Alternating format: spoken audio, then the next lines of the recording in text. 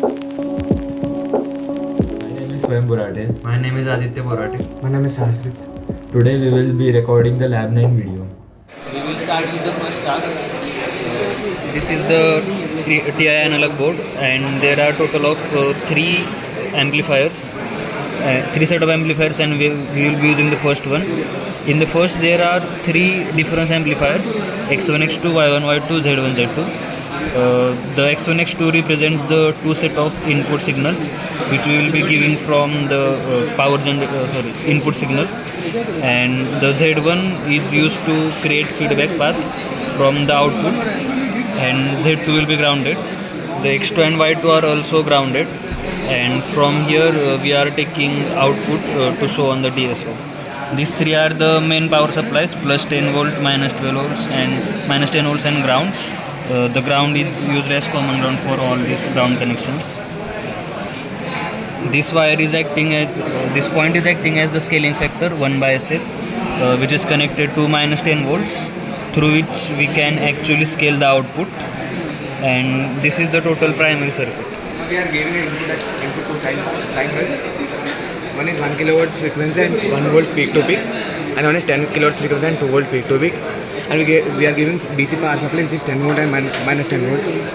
Now, by analog multiplier, output is multiplication of two different sine waves. Now check the FFT of the output signal. So we can see that we are getting two frequency peaks. So we will now calculate using the cursor function. So we can see that the first frequency component is of 9.06 kilohertz, which is approximately equal to 9 kilohertz, and we can also see from we can also derive it mathematically, because multiplication of two sine wave gives two frequency components, which are omega 1 minus omega 2 and omega 1 plus omega 2. So f1 is 1 kilohertz and f2 is 10 kilohertz. So f2 minus f1 equals to 9 kilohertz, and we are getting 9 kilohertz. Now we will check the other frequency component. So it is 10.9 kilohertz, which is approximately equal to 11 kilohertz. So similarly, f1 plus f2 equals to 11 kilohertz. So we have derived mathematically also, and we have got the readings from the oscilloscope, and we are getting correct readings. We will now move on to the second question. The main task of this second question is we have to filter out the omega 2 minus omega 1 component in the FFT.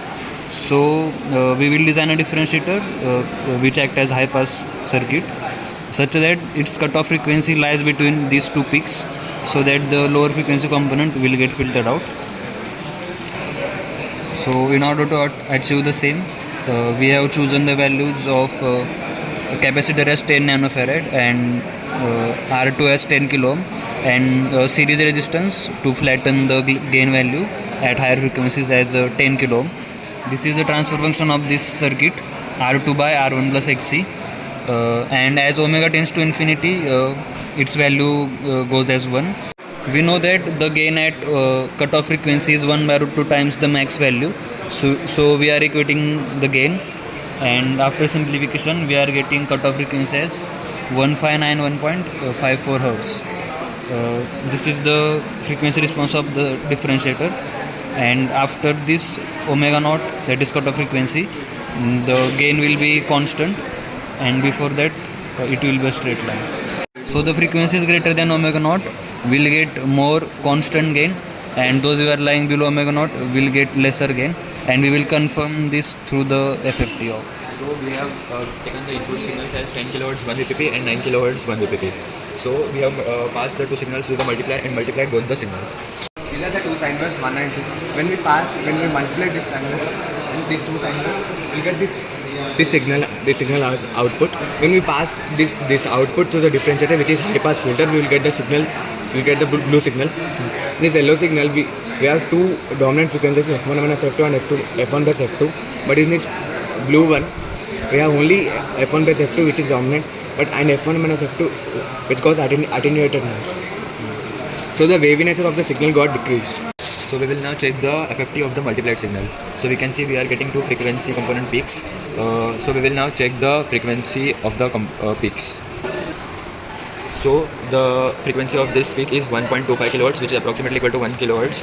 As we can see from it, 10 minus 9 is 1 kilohertz. Now we will check the other frequency component.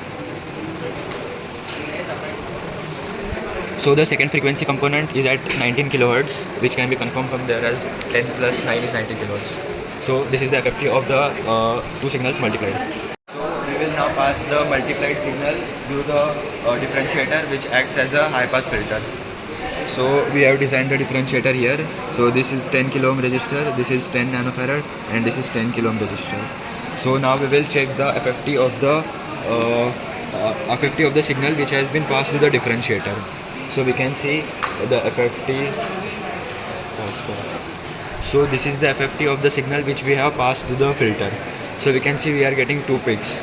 Now we will measure the frequency of the peaks. So the smaller peak, the frequency is 1 kilohertz, and now we will check the frequency of the higher. So the frequency of the higher peak is 19.3. When we pass the signal to a differentiator, the higher frequency components get attenuated less, while the lower frequency components get attenuated more. So we can see that the lower frequency component, that is 1 kilohertz, has get attenuated more, while the 19 kilohertz frequency component has attenuated less. Using a differentiator that is a high pass filter, we have filtered out